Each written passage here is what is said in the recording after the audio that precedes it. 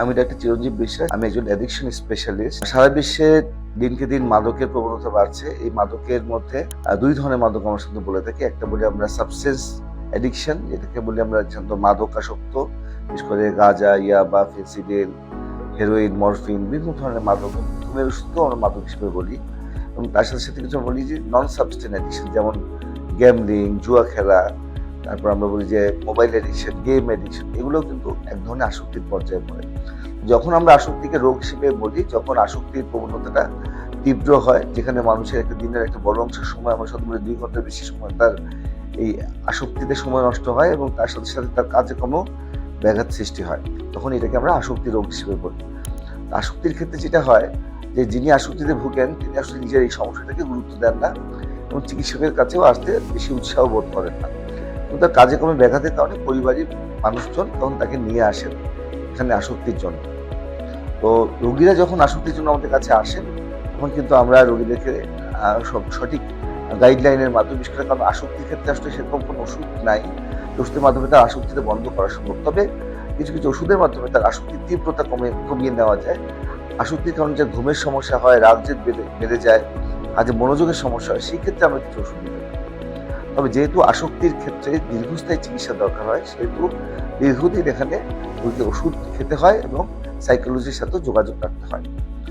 এবং যেসব রোগীরা বাসায় সাধারণত আসক্তির ক্ষেত্রে আন্তরিক না, বা বাসায় মানুষজন সেরকম নেই যারা তাকে রোগীর নিরাপত্তা দিতে পারেন, বা যেসব রোগীরা কথা শুনেন না, বা যেসব রোগীরা অনেক বেশি মাদকাসক্তর কারণে বাসায় রোগীকে আসলে ম্যানেজ করা যায় না, তাদেরকে ক্ষেত্রে হাসপাতালে ভর্তি করতে হয়।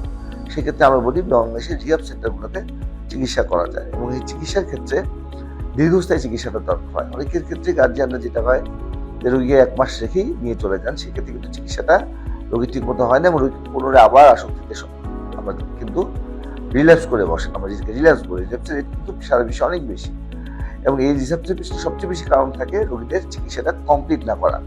সাধারণত মাদকের ক্ষেত্রে একটা রোগীকে চিকিৎসার ক্ষেত্রে আমরা বলি যে 1 মাসের বলি ডিটক্স পিরিয়ড, মানে যেখানে রোগীদেরকে মাদক বন্ধ করার পর যে শারীরিক উপসর্গগুলো তৈরি হয়, উইথড্রল সিম্পটম তৈরি হয়, অস্থিরতা লাগে, খারাপ লাগে, ঘুম আসে না, শরীর ব্যথা করে, এইসব ব্যাপারগুলোতে কিন্তু আমাদের কিন্তু চিকিৎসা দেওয়ার দরকার হয়, যেখানে কিন্তু ওষুধ নির্ভর চিকিৎসাটা গুরুত্বপূর্ণ।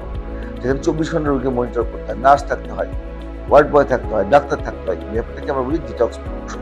আরেকটাকে বলি আমরা রিহ্যাবিলিটেশন অংশ। যখন রোগী অনেকটা মানুষ করবে স্বাভাবিক হয়ে যান, ঘুম ঠিক মতো হয়, খাওয়া দাওয়া ঠিক মতো করতে পারেন, তখন রোগী কিন্তু আমাদের কাউন্সিলিংয়ে নিয়ে যেতে হয়। সেক্ষেত্রে গ্রুপ কাউন্সিলিং এবং আমরা বলি যে ইন্ডিভিজুয়াল কাউন্সিলিং, বা একলা একলা তাকে কাউন্সিলিং আলাদা নেওয়া হয়, যেন রোগীর মধ্যে সেই বোধের জায়গাটা তৈরি হয়, যেখানে রোগী মাদকটা নিলে যে তার ক্ষতি হবে সেই জিনিসটা বুঝতে পারে। এবং তার সাথে সাথে রোগীদের গার্জিয়ানদেরকেও কিন্তু এক্ষেত্রে কাউন্সিলিং করা হয় যে তারা বাসায় নিয়ে যাওয়ার পর রোগী কীভাবে ম্যানেজ করবে।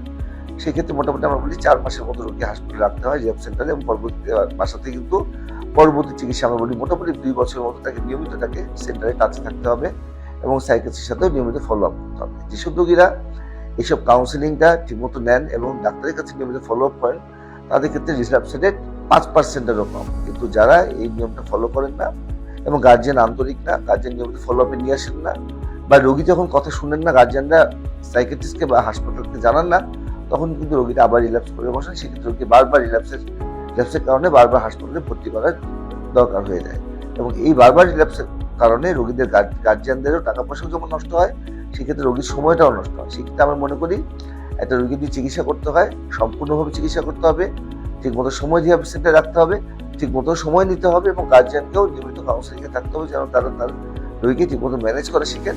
বাসার থেকেও রোগীকে যেন ঠিক মতো মনিটর করতে পারেন, কারণ মাদকের চিকিৎসাটা আসলে একটা টিম ওয়ার্কের মাধ্যমে চিকিৎসা করতে হয়। এখানে একজন সাইকিয়াট্রিস্টের পক্ষে বা একজন সাইকোলজিস্টের পক্ষে বা একজন রিহ্যাব সেন্টারের পক্ষে কখনোই রোগীটাকে সুস্থ রাখা সম্ভব নয়, যতক্ষণ পর্যন্ত রোগীর গার্জিয়ান, অভিভাবক এবং রোগী এক্ষেত্রে আন্তরিক আচরণ না করে। ধন্যবাদ।